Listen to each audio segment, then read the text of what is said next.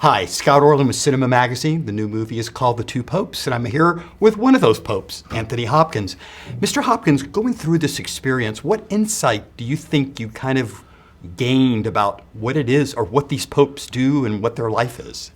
Well, there's a great lesson in there about tolerance, the abandonment of certainty. This is the most dangerous thing in the human personality is the idea of certainty, that we know fully the truth, which is the biggest lie of all, which caused the Inquisition, Torquemada, that caused Hitler to rise to power, caused Stalin to impose a brutal system on the Russian people, Mao Zedong to slaughter millions of people. That's where certainty is the big giant, is the giant terror. And not that Ratzinger is that, but Ratzinger is certain in theological terms. He's certain that it's right to have walls, it is right to have this and that, and he's a conservative. But he suspects himself, because he says in one of the scenes, it's very hard to listen to hear the voice of God. And he realizes he's coming to an age where he's beginning to lose it, physically as well. You know, he's an old man. And he sees this younger man, this revolutionary man of the streets, a Marxist, socialist, liberal, and he doesn't agree with anything he says, but finally he thinks, well,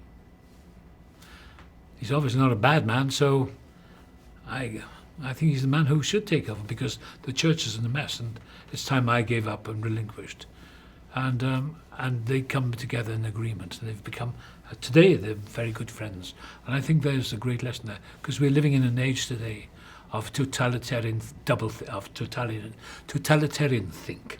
I'm not sure how much of a skill set you might have to become a pope, but one of the attributes that you do have that was perfect was piano playing, because the pope actually played piano as well.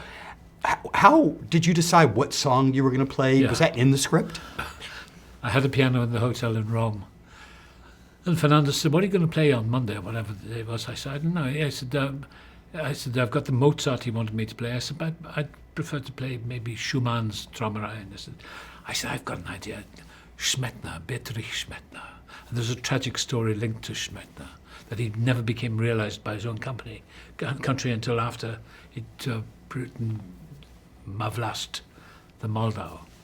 So I said, this is, he said, okay, what about the modern piece? I said, oh, this is called, I call it Sweet Auf Wiedersehen, sung by Zara Leander, who did actually live. She was a Swedish singer who lived in Germany and sang through the Hitler years. She was Hitler's favorite, actually, because she had as deep a voice as he did.